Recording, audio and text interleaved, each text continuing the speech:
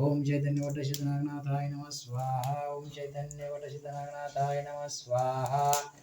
ओम चैतन्य चरपडीनाथाय नमः स्वाहा। आमचे साहेब म्हणले बस झालं आता, खूप झालं लग्नातले चांगले चांगले पदार्थ खाणं, मेकअप करणं, नवीन नवीन साड्या घालणं, जरा ते आता बंद करा आणि घरातले कामं पण बघा. आता त्यांचं पण बरोबर आहे, घरात खूप कामं राहिली होती.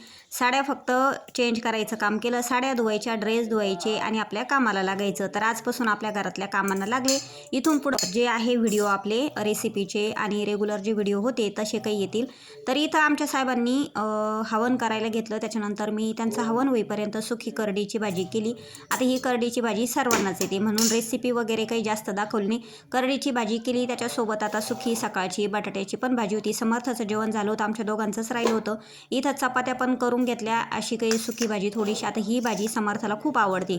ही सगळी मिक्स भाजी होती. एखाद दिवशी नक्कीच रेसिपी दाखवेल.